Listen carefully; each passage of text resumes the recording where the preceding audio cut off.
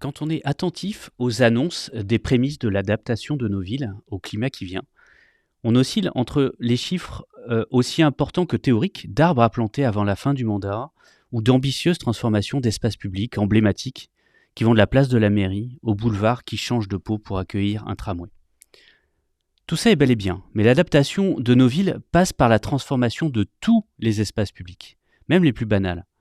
C'est à ça que s'attaque le projet Rue Commune, engagé dans le développement d'un guide qui doit permettre de transformer la rue métropolitaine ordinaire. Alors pourquoi celle-là ?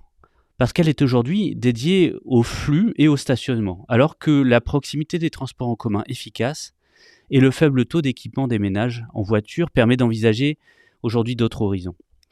On est en train de parler de plusieurs milliers de kilomètres dans les métropoles françaises. On va discuter de tout ça aujourd'hui avec Vincent Côté, qui est paysagiste, urbaniste et associé chez Richer Associés et qui a été impliqué dans le développement de ce projet. Bonne écoute. Une ville en pleine expansion. Les transitions à mener s'accumulent, l'énergie, l'agriculture, les mobilités. Monsieur l'administrateur délégué, vous êtes chargé de l'attribution et de la répartition des logements. Comment la situation se présente-t-elle ? C'est une contribution au débat sur l'artificialisation des sols et les questions d'étalement urbain. On a privilégié la machine, la matière et l'énergie par rapport à l'être humain. C'est pour ça qu'on ne recycle pas bien les téléphones. And then perhaps the defining trend of the 21st century is population growth. On a une responsabilité sur l'épuisement des ressources et une responsabilité sur la perte de biodiversité. Chaque échec va permettre la prochaine fois de faire mieux et chaque échec est autant instructif qu'un succès. Des projets d'urbanisme qui sont indispensables du fait d'une circulation toujours plus intense. Ce plan est un plan que le public notait pouvait voir. Il s'agit du plan de sauvegarde dedans. Si on est une grande part du problème, on est forcément une grande part de la solution. On va peut-être couler moins de béton et miser plus sur l'intelligence et finalement changer de matière grise.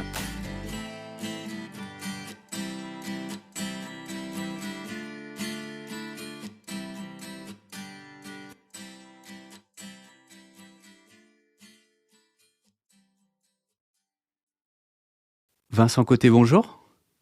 Oui, bonjour Sylvain.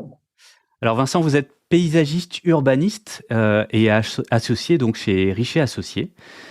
Et je voulais échanger avec vous autour d'un projet, d'une démarche en tout cas, d'une expérimentation, vous allez nous le dire, menée dans le cadre des appels à communs pour la résilience des territoires organisés par l'ADEME, dont on a déjà parlé à ce micro.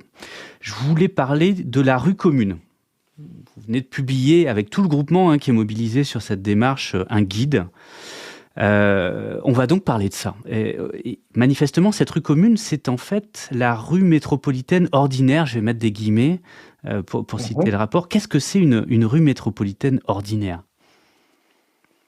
Alors, la rue, c'est le dernier espace dans les villes auquel finalement on s'est peu intéressé ces dernières années pour répondre à la question de la résilience des territoires, à la question de la transition environnementale, sociétale. D'abord parce qu'on s'est beaucoup intéressé aux plans, aux bâtiments. On les a rénovés, on leur a mis des nouvelles couvertures, on les a réemballés. Mais par contre, le vide des villes, on s'y est peu intéressé. Et on s'est surtout intéressé aux grands axes pour toujours plus massifier, toujours plus organiser les déplacements de manière de plus en plus fonctionnelle. On a rénové les centres-villes, on a rénové les places, on a quand même enlevé les voitures, on les a finalement mis un peu sous terre souvent. Et en fait, la rue, c'est ce qui finalement, c'est le dernier espace ou en tout cas c'est le premier espace du voisinage avec la cage d'escalier, quoi. C'est l'endroit où finalement on est au cœur du quartier. C'est souvent la rue qui fait entre 10 et 15 mètres. Et quand on regarde les grandes villes, mais aussi les villes moyennes, on y reviendra, ça représente beaucoup de kilomètres. Et quand on les regarde plus précisément, voilà, il y a beaucoup de gens qui y habitent dans les 20 premières métropoles. Globalement, la majorité des gens vivent dans une rue. Et ces rues, elles ont, quand vous regardez à Lille, à Marseille, à Toulouse, à Grenoble, Elles se ressemblent toutes. Elles sont issues en fait simplement d'une appropriation complète par le bitume, par la bagnole, et le piéton, il a le droit à 10-15% d'espace pour pouvoir bouger. Il est souvent collé à la façade et il navigue entre tous les objets qu'on y a rajoutés. Donc la question moi je me passionne pour la transformation de l'espace public depuis une vingtaine d'années sur des grands projets de mobilité notamment et d'urbanisme. Et en fait, toujours dans des démarches dans lesquelles ça a été pensé un peu par le haut. Et en fait, ce qui moi m'intéresse, c'est de revenir à cette échelle-là de l'humain dans une démarche, et on va l'exposer plutôt bottom-up, avec cette envie de se dire que finalement, si on transformait la ville à partir de cette petite échelle qu'est la rue, qu'est-ce qu'on pourrait imaginer comme nouvelle disposition urbaine, comme nouvelle écologie? Comment finalement l'usage de ces petits morceaux de ville pourrait se transformer soit au rythme des saisons, des semaines, du quotidien? Et puis surtout, si finalement on changeait les règles. Si finalement on pouvait réapprendre à s'approprier la rue autrement, comme quand on était gamin, où finalement, moi j'ai appris à faire du vélo au milieu de la rue, ce qui est aujourd'hui presque impossible ou peu possible. Et on pouvait imaginer de repenser finalement le partage de cet espace. Voilà. Donc en fait, qu'est-ce que ça veut? Pourquoi les rues ordinaires et métropolitaines? Parce que c'est là où finalement personne s'y intéresse et que c'est finalement peut-être un des endroits où on peut répondre à un certain nombre d'enjeux du XXIe siècle. Et c'est un pourcentage significatif des rues des métropoles. C'est aussi des centaines de kilomètres dans des métropoles comme Lille ou Toulouse qui sont là. C'est aussi des degrés de liberté quelque part. Parce que il y a peut-être moins de contraintes de flux, il y a peut-être eu moins d'intérêts posés et donc une capacité à agir un petit peu plus libérée. Peut-être aussi un des intérêts depuis quelques dizaines d'années. Et on rentre sur le quotidien. Faut aussi marquer un effet de masse à un moment où on se pose des questions par rapport à l'adaptation plus globale de nos métropoles au bouleversement climatique. Est-ce qu'on peut, on a déjà cité un certain nombre, appropriation par la voiture uniquement et finalement moins par les gamins, mais est-ce qu'on peut un peu lister les enjeux les enjeux auxquels vous avez souhaité répondre dans ce travail-là? Alors, en effet, qu'est-ce que ça serait si finalement on libérait l'espace? Parce que c'est pas simplement une question de libérer, mais c'est derrière de libérer et de transformer pour autre chose.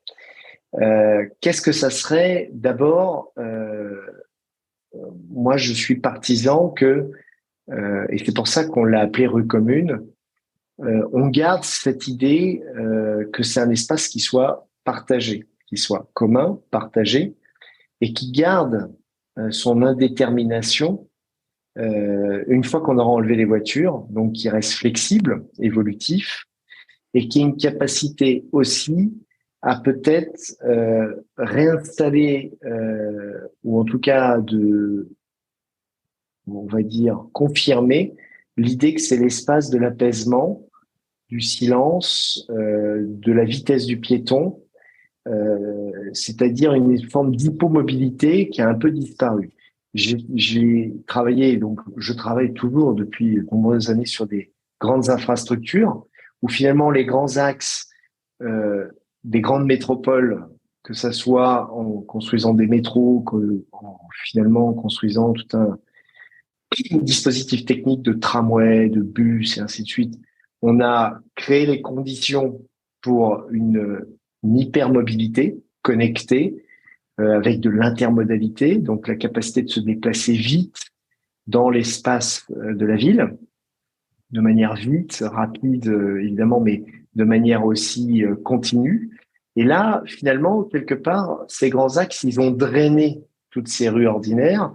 Et donc, finalement, la contrepartie, c'est pas de dire que c'est qu'on va finalement opposer, mais on va compléter ce grand dispositif dont les métropoles ont besoin pour fonctionner avec ce dispositif de rue qui vont prendre finalement peut-être un rôle secondaire de déplacement, d'une trame de déplacement à l'échelle du quartier, de l'îlot. Alors c'est souvent la trame liée aux écoles, parce que c'est ça la première échelle dans le déplacement d'un quartier, mais c'est aussi peut-être demain tout simplement la mise en réseau des quartiers entre eux. Donc pour nous, partant de cet espace commun qui peut se devenir flexible, évolutif, l'idée c'est de le garder ouvert à tous. La voiture n'est pas du tout exclue de cet espace. On donne la priorité aux piétons. On crée les conditions d'un espace qui va accueillir aussi et répondre à des questions de climatique urbaine, de bioclimatique, on va y revenir, pour rafraîchir notamment avec les arbres ou tout simplement, peut-être demain dans certaines villes avec des grandes toiles, comme on voit en Afrique, dans certaines villes qui, pour se protéger du soleil, à un moment donné, on réorganise aussi l'espace, le vide de la rue. Et puis aussi, c'est de recréer une relation au sol, notamment en valorisant différemment, en pensant différemment le parcours de l'eau. Ça, c'est un peu les objectifs de cette transformation qu'on peut imaginer. Alors, des objectifs donc, qui sont extrêmement variés. Hein. On parle de cette mobilité, cette haute mobilité. On a parlé de climat, on a parlé de rapport au sol, etc., etc. Pour rentrer dans le concret, voilà, ça veut dire quoi ça peut prendre quelle forme? Alors, là aussi, de manière concrète, une fois qu'on a défini ces objectifs, d'abord, l'objectif premier, c'est de retirer le stationnement de la voiture. C'est-à-dire que l'occupation de la voiture représente beaucoup de place pour finalement des véhicules, des machines qui servent peu quand on regarde la rotation et qui, en plus de quoi, dans le tissu des rues communes qu'on imagine, peut en fait tout simplement se retrouver dans l'espace construit, dans l'espace privé. Quand on regarde à peu près les chiffres, on est l'occupation par la voiture dans les rues communes représente 5%, le stationnement représente 5% du besoin total de stationnement, entre 5 et 10%. Ça veut dire quoi? Ça veut dire que les voitures qui sont là, finalement, si elles n'étaient pas là, mais elles étaient ailleurs, eh ben, on n'aurait pas de voitures dans les rues. Ça veut dire que la rue, en la libérant de ce stationnement de voiture, la première règle qui va s'y poser, c'est que l'arrêt de la voiture, évidemment, est possible, de la voiture, de la camionnette, du camion de pompier et tout ça, mais il va être conditionné. Il va être conditionné avec derrière l'idée que sa place ne va pas être centrale, mais elle va être secondaire dans l'espace, dans le vide urbain. Ça va permettre quoi? Ça va permettre déjà le fait que la variable d'ajustement, devenant la variable d'ajustement, c'est que c'est l'usage qui va devenir l'invariant. L'usage est notamment le dispositif de végétation qui peut rentrer, qui peut devenir structurant avec une ombre selon l'aérologie et créer les conditions aussi d'une fraîcheur continue dans la rue commune.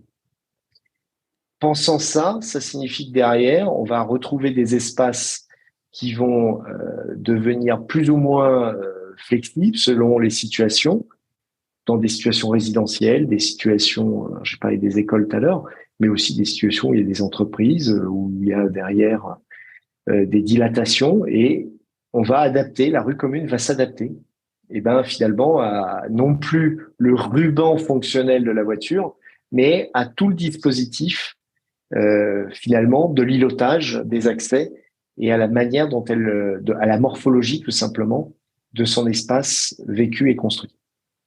Alors vous postulez la suppression finalement du stationnement parce que voilà.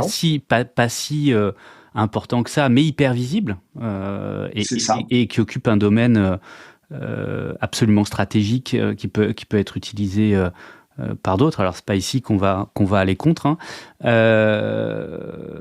Mais aussi un nivellement continu. Hein, c'est-à-dire que c'est un sol continu. Voilà, ce qui est aussi plus de borduration. Hein, c'est-à-dire que l'idée même, c'est que le sol, de façade à façade, l'espace construit dialogue par un seul sol, sans séparation et sans discontinuité. Donc, avec l'idée que le parcours de l'eau peut être pensé de manière symétrique ou asymétrique, avec cette idée que par contre, n'ayant plus de dénivelé, le piéton peut fonctionner et se déplacer de façon aléatoire. Alors avec un parti pris, puisque en laissant quand même des voitures dans le système, c'est ça. Et on connaît leur capacité à divaguer. Hein, c'est ça. Comment est-ce qu'on évite aussi d'avoir... ça me rappelle des travaux qu'avait fait la filiale de Google, Alphabet, Sidewalk Labs, sur leur expérimentation de Toronto. Et c'est assez intéressant parce qu'ils imaginaient arriver à faire ça sans avoir des forêts de potelés, uniquement le jour où on n'aurait pas, non pas la voiture autonome, mais une forme de voiture moins bête, c'est-à-dire une voiture qui nous empêche de nous garer n'importe comment, hein, qui simplement refuse de se garer sur un bout de trottoir ou sur des espaces où c'est pas autorisé. Ça veut dire aussi qu'il y a des modes de régulation qui sont associés à cette forme de l'espace public, de façon à rendre ça possible. Alors, il y a plein de... Alors déjà, même si je suis plutôt un garçon low-tech, je prétends que l'idée n'est pas d'installer des caméras partout et de finalement être dans un contrôle qui est déjà omniprésent dans les villes. En revanche, vous posez la question claire, Sylvain, c'est comment derrière, finalement, en changeant la règle du jeu, puisqu'aujourd'hui on a un espace très fonctionnel, mais qui finalement pose peu de perturbations, puisque les objets sont rangés et tout est finalement traité à finalement ne pas laisser d'espace indéterminé. Se pose de suite la question de finalement les travers que ça peut prendre. Donc il y a deux régulations possibles. La première, c'est que un peu comme les Italiens l'ont fait, les expériences sur les zones à trafic limité, les ZTL, ont montré qu'en fait, à partir du moment où on a ce risque, finalement, où quand on rentre dans une zone et que finalement on a un contrôle via la plaque, via le véhicule, et on rentre finalement dans un espace dans lequel les règles changent, ça c'est déjà en tout cas un premier biais possible. Et puis après, il y a le deuxième biais, qui est qu'aujourd'hui, le stationnement dans toutes ces rues, il est contrôlé. En fait, il y a un contrôle parce que il est monétisé ce stationnement. Faut pas se voiler la face. Les villes gagnent beaucoup d'argent avec ce stationnement, très souvent. Et donc, moi, ce que je prône, c'est que l'idée que on peut prélever un impôt sur d'autres manières, on pourra y revenir, mais qu'en tout cas, ce contrôle sur le stationnement qui était là, il puisse reporter aussi sur le contrôle de l'espace nouveau qui est créé. Et à ce titre-là, l'accès des dérives. Et d'accès des dérives. Et donc, à ce titre-là, vous voyez, la ville de Paris a un système qu'ils ont automatisé. Vous avez des voitures qui passent dans la ville de manière aléatoire avec une petite caméra et qui observent tout simplement les voitures en stationnement. Ça peut être ça peut être aussi tout simplement quelques contrôles aléatoires, mais qui sont des puissants répulsifs, quoi.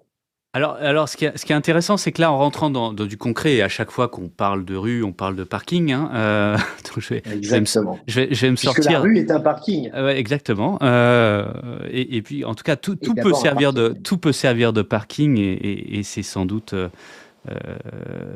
l'usage le plus légitime, en tout cas actuellement. Et donc, il faut bien aller contre. Ça montre aussi combien les préconisations dans ce guide ne sont pas des recettes, en fait.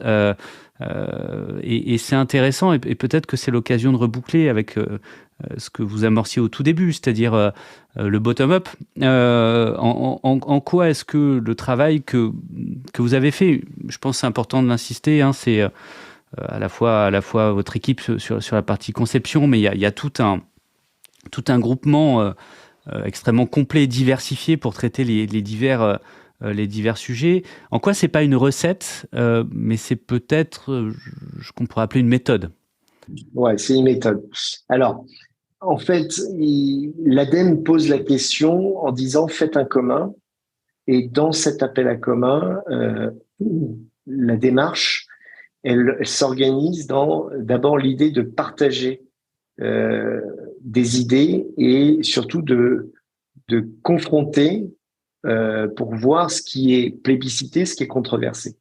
On renverra les auditeurs au podcast avec Gabriel Plassa qui nous expliquait ça il y a quelques mois avant le lancement des appels à commun. Je vous laisse continuer. Alors, de toute façon, je vous invite à regarder avec le podcast, il y aura toutes les indications. Mais pour commencer, on a construit une communauté.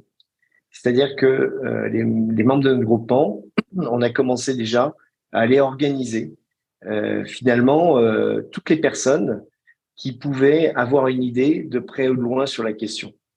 On a fait des ateliers et là encore, la logique n'a pas été de s'ouvrir sur des thèmes de façon spécialisée, mais plutôt de rester sur une démarche qui soit ouverte pour essayer d'aller chercher les logiques qui allaient interférer et se structurer entre elles et comment les unes pouvaient aider les autres. Moi, j'ai une certitude, depuis le début, j'avais une intuition, c'était qu'en fait, pour considérer qu'un citoyen puisse enlever la voiture de sa rue de manière naturelle, il fallait couper, le lien social, le lien charnel qu'il a avec sa voiture, pour certains, puisqu'elle est en bas de chez lui, elle est là, il la voit, il l'observe. Finalement, il y a quelque chose une extension de lui-même dans la rue.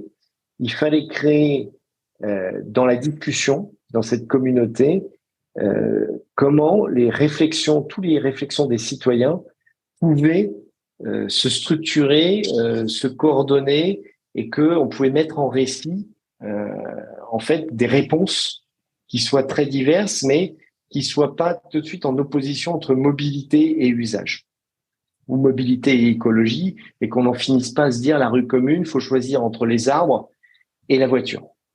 Et donc, dans cette communauté qu'on a créée, on a eu le souhait très vite, d'abord évidemment de poser tous les enjeux du changement climatique, de changer la pratique de qu'est-ce que ça veut dire habiter en ville, et de se dire la ville, c'est pas simplement de l'écologie, de la fonctionnalité, mais aussi de la beauté, c'est de l'amour d'habiter une ville, c'est de se dire comment on a envie de s'approprier sa ville différemment, et puis à partir de là, de se dire la façon dont on veut transformer la ville, elle va être forcément diversifiée, elle va être diverse, il va y avoir plein de choses, donc il faut s'autoriser une méthode qui puisse permettre à la fois de la progressivité, de la transformation progressive, j'aime à dire, et surtout la capacité de pouvoir donner la possibilité de déterminer les choses de façon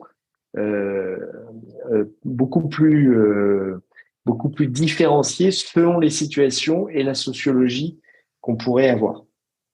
Partant de là, on a construit lentement cette idée que la méthodologie que nous proposait d'inventer l'ADEME, elle était d'abord fondée sur une participation du citoyen. C'est-à-dire qu'on attaquait par déjà une relation sensible à sa rue, à sa capacité à apporter autre chose que j'ai pas dans mon quartier, j'ai pas dans ma ville, ou j'ai pas tout simplement dans mon îlot là où j'habite. Et donc démarche donc participative et ouverte, avec de poser dans la méthode l'idée que les réponses elles seraient à la rencontre entre les questions de mobilité, d'écologie et d'usage.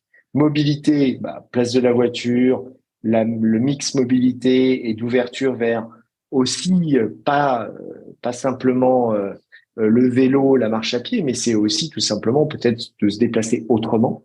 Voilà, c'est d'autres pratiques de mobilité. C'est derrière l'écologie de se poser la question sur la question du confort bioclimatique, de ce confort aussi d'énergie tout simplement, de consommation, de ressources, de pouvoir évaluer et de mettre entre les mains des citoyens qui participent dans la méthode les outils de compréhension de ce que ça veut dire, et que les deux, en rencontrant, on revient à l'usage de se dire que la rue, c'est aussi du bien-être, de l'accessibilité, c'est aussi un lieu de rencontre, de culture, et ça, les trois ensemble permettaient immédiatement d'imaginer que les citoyens allaient s'approprier la méthodologie et de se la fabriquer un peu sur mesure. Donc en arrivant là, pour nous, l'objectif, c'est de se dire la participation citoyenne, c'est déjà le point de départ de la discussion, de se dire c'est à la fois sensible, à la fois technique. Les citoyens participent à ce diagnostic et priorisent les objectifs de la façon dont la transformation peut se faire, avec des scénarisations possibles, tout en respectant les objectifs de départ. Ils évaluent, ou en tout cas ils proposent derrière des usages, des manières de réfléchir ça. Et donc là, l'idée, c'est que la puissance publique, elle propose une stratégie avec des solutions techniques qui répondent à ces objectifs, un montage, un planning, et qu'à partir de là, on teste. Notre objectif, c'est pas de dire je vais faire 2000 km de rue, c'est de dire je vais faire 300 mètres de rue. Et là, permettez-moi la métaphore, mais le but, c'est de l'incuber. C'est-à-dire, pas d'incuber, justement, c'est de contaminer pour que ça incube. C'est un peu comme l'a fait Barcelone, mais dans une culture de la participation citoyenne qui est beaucoup plus évoluée que nous. Mais l'idée, c'est de proposer, finalement, dans la ville, des situations de projets qui vont derrière, par des projets pilotes, se tester et peut-être fonctionner à l'échelle d'une rue, puis se déployer à l'échelle de 2 rues, qui va faire une place, puis que en faisant une place, ça devient un réseau, et que tout ça fabrique le réseau de rues communes. Donc on est bien dans une démarche qui part d'une vision globale de ce que peut être le réseau de rue. Donc il y a un réseau de rue qui peut être éligible à ça. C'est quoi l'éligibilité? C'est la présence de transports en commun massifiés et multidirectionnels dans le périmètre, 300, 400, 500 mètres, voilà, le truc un peu classique. C'est derrière la possibilité de sortir les véhicules et de les exporter dans l'espace privé ou dans des espaces publics ou parapublics, et qu'à partir de là, on ait la possibilité de tester, d'expérimenter, avec la possibilité de mettre en réseau. Donc cette démarche, elle se fait par étapes. Donc dans le guide, on retrouve l'ensemble des étapes avec une pédagogie, avec les différents temps. L'objectif pour nous, c'est que cette démarche, elle est indéterminée dans son résultat. Moi, je souhaitais vraiment que le résultat ne puisse pas imposer finalement des figures complètes. Le but, c'est que les citoyens inventent leurs propres figures. Quand je dis invente, c'est que à la fin, on aura sûrement des rues qui seront très paysages. Il y aura des rues qui seront peut-être plus ludiques. Il y aura des rues qui seront peut-être aussi finalement beaucoup plus en lien avec la jeunesse, avec la possibilité aux jeunes de s'approprier. Il y en a qui seront plus événementiels. Voilà, tous les scénarios sont plus ou moins possibles. C'est qu'une question de gradient. Et l'objectif, c'est que partant de là, et c'est ça, moi, l'objectif du groupement, c'était de se dire qu'on va renouveler la participation citoyenne, parce que le fait principal, c'est de repenser la participation citoyenne dans les quartiers, en réajustant finalement la place de la voiture et en créant les conditions d'une démotorisation, et qui est maintenant fortement nécessaire, pour finalement aménager des nouveaux lieux qui vont être ouverts à la vie riveraine, avec une mobilité, une hypomobilité retrouvée, et évidemment une figure qui va être rafraîchissante avec une écologie, mais c'est surtout une nouvelle esthétique.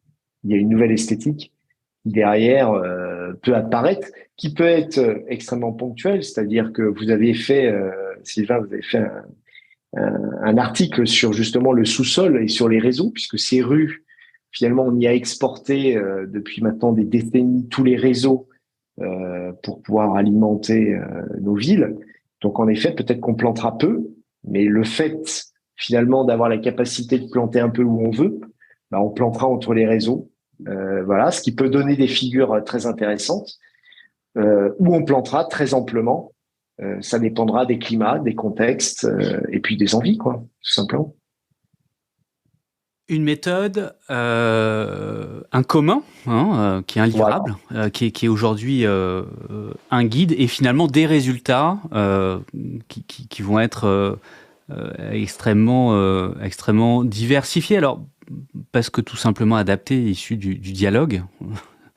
Voilà. C'est simple, c'est plus simple à dire qu'à faire, et puis tester aussi et confronter au réel.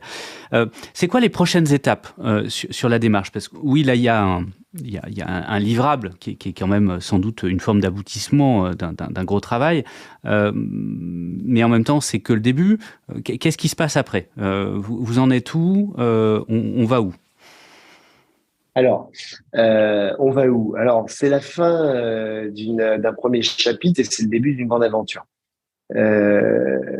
En fait, on va où? On va que ce guide, l'idée, c'est que deux grands acteurs doivent s'en saisir. Le premier, c'est le politique, qui puisse, à partir de ce guide, prendre conscience, s'il l'a pas, mais pour beaucoup, il l'a déjà, que c'est un super outil pour renouveler sa participation citoyenne, pour repenser finalement la transformation de la ville, des quartiers avec ses citoyens, donc de proposer en fait la démarche sans obligation de résultat, parce qu'elle est indéterminée dans le résultat, mais par contre elle est processée. Et le deuxième acteur, c'est le citoyen. Et l'idée, c'est que le citoyen, il se saisisse du guide et qui, avec son voisin, sa voisine, ça soit lui qui soit l'initiateur aussi. Ils se disent, moi, monsieur le maire, voilà, on pense que là, nous, on est éligible à la rue commune et il y a quelque chose qu'on peut faire, on peut initier. Et pour moi, c'est la rencontre des deux. Le guide, aujourd'hui, on a voulu quelque chose il fait 400 pages parce qu'il y a 3 approches. Il y a une approche très pédagogique pour justement le citoyen, qui puisse voir les grandes étapes, donc un peu scientifique. Il y a une approche aussi politique, pour qu'il puisse se placer dans le temps aussi, dans le temps politique. Et puis aussi, pour les techniciens, qui eux pensent la ville peut-être de manière un peu trop séparée, et moi je leur en veux pas, parce que c'est toute une histoire en fait de la formalisation des villes modernistes, dans lequel ils doivent aussi réinventer leur manière de faire la ville, de la gérer, de la penser. Donc ce guide, il est à destination à la fois des techniciens. Alors, je reprends. Le guide, il est à destination à la fois des politiques, pour qu'ils puissent renouveler leur participation avec Non, mais je reboucle.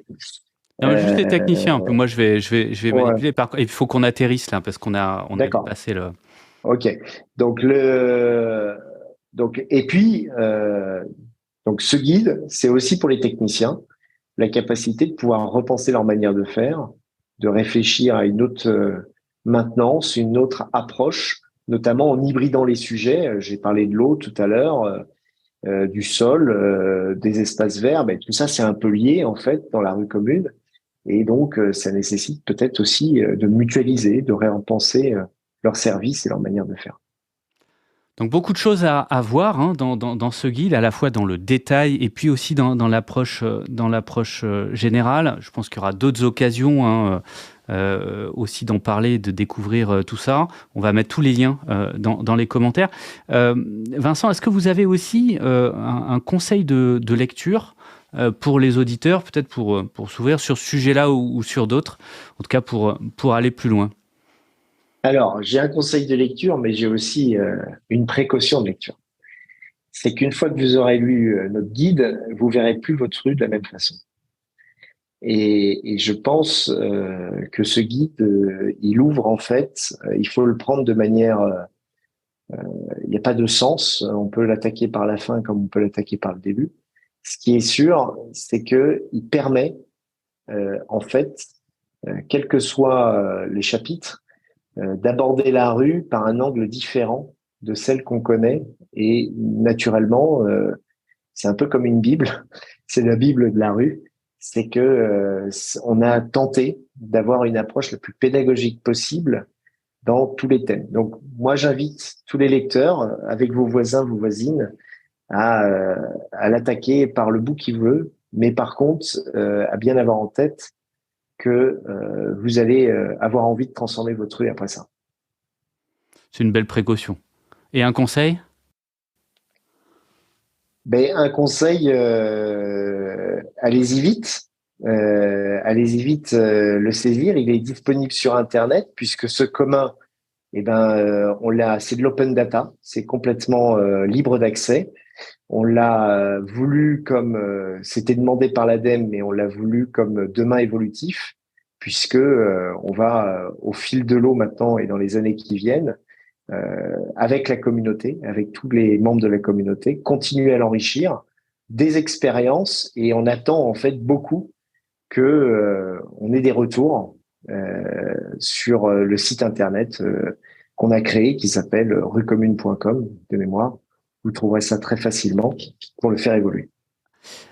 Merci beaucoup Vincent Côté. On ne manquera pas de suivre la suite de tout ça. C'est plutôt le début que la fin. Voilà, et on a bien compris que c'était aussi la volonté d'expérimenter, de tester et donc de faire évoluer les choses. Merci pour ce travail et puis merci pour l'échange et à bientôt. À bientôt. Merci à vous.